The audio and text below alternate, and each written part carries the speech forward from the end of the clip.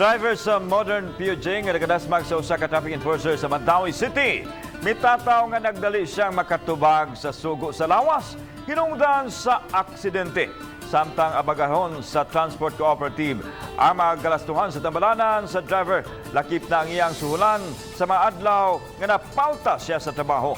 Ang report ni Luan May Rondina.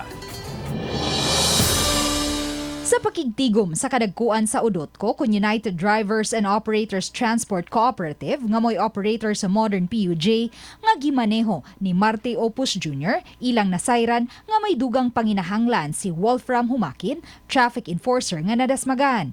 Matod sa driver nga si Marte Opus Jr. nga galain ang iyang tiyan ni adtong higayuna, hinungdan nga nagdali siyang miliko aron motubag unta sa sugo sa lawas. Sa stop signal pa nakakita ko niya diri pa siya sa Daplin.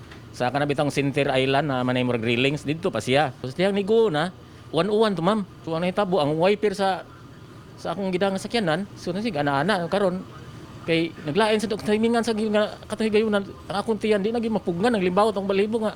Gusto na ko nga mo diskarga ba niya na ay ba yung mga pasahero ma'am. Tong higayuna nga pagtanaw ko nga ang number hapit na siya mugo signal ni imbis dire ko sa left lane kay pa left man ko, pa left turn ko ni aginod, pag-aginod na, hinay man iabante ang katong akong gisundan mo, itong ni kawat ko dito sa right, ang hitabo, na double lift ko. Sus, karong ma'am, pag double lift na ko, diha naman ko nakakita niya nga, diha na sa dool. Gitataw sa Udotco nga humandayon sa hitabo, gidali nila pagdala sa tambalanan ang traffic enforcer.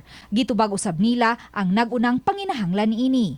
Misaad ang chairman sa Udotco, Malvin Arias, nga abagahon nila ang tanang gastuhan sa tambalanan, lakip na ang mga adlaw nga napalta kini sa trabaho nunot sa disgrasya. Unsay panginahanglan niya, lakip na iyang inadlaw nga dili siya makaduty sa shoulder sa kooperatiba.